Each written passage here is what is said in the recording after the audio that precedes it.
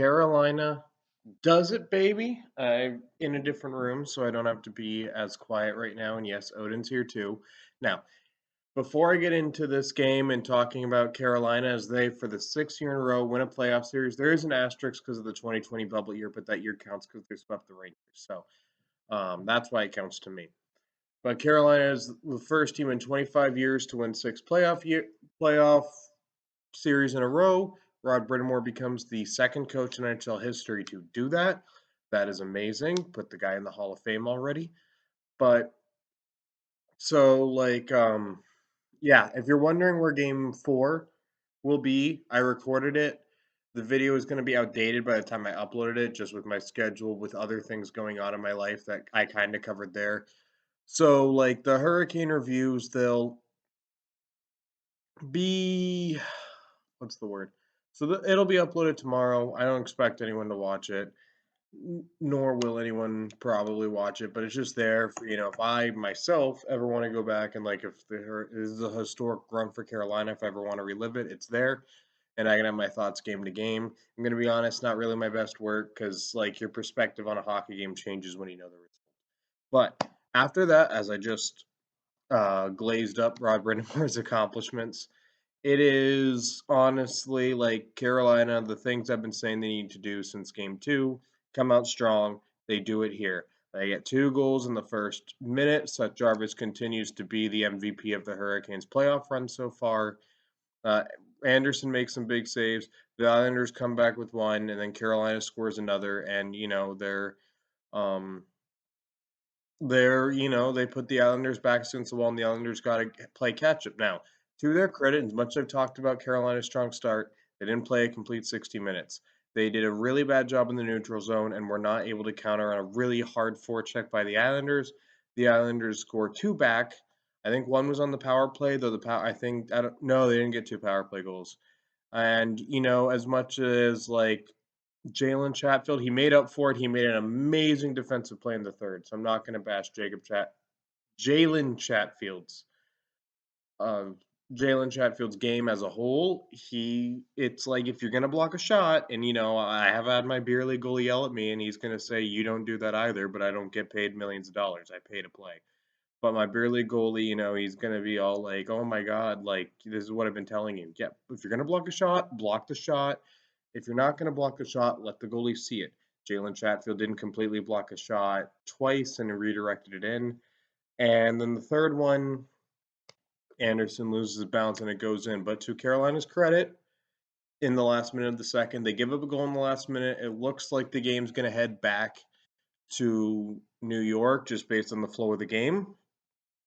Islanders come out and push a little bit strong in the first couple minutes, and then Carolina responds. They start being able to win some battles in the neutral zone, and it's all off the back of the youngin. He's younger than me, I think. I'm at the point now the youngins are younger than me, but Jack Drury, I said Carolina. I said literally in my head. No, I said it out loud. Carolina needs to win this face-off and get the breakout because they're not able to break the puck out just in live play at the moment. And Jack Drury wins the faceoff. They break it out. They go down, and Jack Drury ends up putting the puck in the net. Shout out to Jack Drury for that. And Carolina takes the lead. And then Carolina, as much as it is, goalie loses their balance. Goaltender doesn't tend the goal. Puck bounces in the middle. Carolina puts it in. And similar to game 2, in game 5, a little bit of deja vu. Carolina scores 2 goals 8 seconds apart, even faster off just this time it was a fluke bounce, not necessarily like a great forecheck or anything, but the bounces come. So Carolina got a fluky goal, the Islanders got a fluky goal, which they offset each other. And Carolina shuts it down effectively. They had an amazing shift in the forecheck to tie it down. And ultimately, I don't remember who it was that put the empty net away. It was either Kuznetsov or Kokaniemi. One thing with Hurricane reviews, I'm going to mistake Kokaniemi and Kuznetsov. Long names that start with a K, 92 and 82. It's really for me to tell the difference, especially when they were on the same line. And, Kuznetsov's breakaway goal, as much as I kind of understand Wayne Gretzky saying there needs to be a timer, Carolina did not back down from a team on the brink. They came out to a hot start. Next step is play a full 60 minutes, but most hockey games, the momentum goes back and forth. So, you can't expect that to every team to get nail that, or like I don't know if you can't expect a complete 60 minutes. No hockey game's perfect, but Carolina, they withstand a storm. And, like, they overcome Wes McCauley and some bad calls. Their penalty kill, they gave up a quick penalty kill goal, but then they come back and respond by not giving up another power play goal the rest of the game. This is what I wanted to see from Carolina. Do I think they can beat the Rangers? Yes. I don't know. I can't say for certain they're gonna, because the Rangers have been a wagon, and, Carolina, they have to play the way they did this game and that stretch in game 5 all the time to be able to win that series, because the Rangers are that good. The Islanders and Capitals were not playoff teams this year. So it's definitely like it's going to be a tough series, and like I'm more confident now that Carolina's woken up, and Rod Brind'Amour finally was able to get the team ready to go at puck drop, and they fired on all cylinders. This is like, and it's going to be a great series. It is my favorite team against my least favorite team. So if I'm a little reactive, or I'm like, oh, this is garbage, or this is great, like I criticize certain people in media about being too reactive about their favorite team. Like, oh, they lose, this guy's a bum, he needs to be traded, but then they win and they're like, oh, he's the best, we should keep him, and this is a guy who can take us to the promised land. I might be like that against the Rangers. So I feel like I try not to rant too much. I only rant when it's earned, when like law of diminishing returns. For me, the Hurricanes versus Rangers, and I don't like any of the Rangers. I hate them.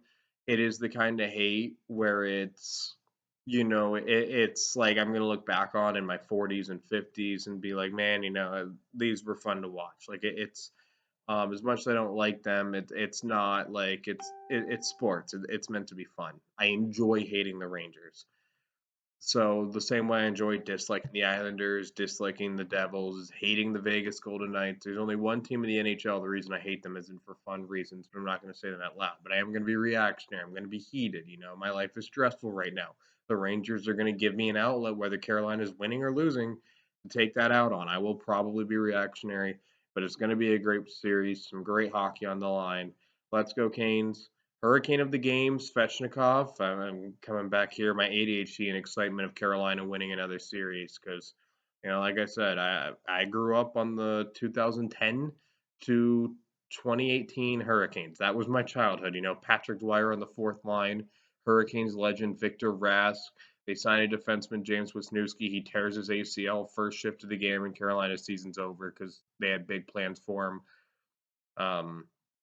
They were like, I think 2016 was when it's like, oh, Carolina can maybe make the playoffs and maybe finally do something, and then they didn't, and then they didn't, and then they're for sale. Looks like they're going to go to Houston, and now we're at the Hurricanes. I'm getting to watch now, but I grew up, so like whenever Hurricanes win a playoff series, I just get excited about it. It's like my favorite team. Let's go.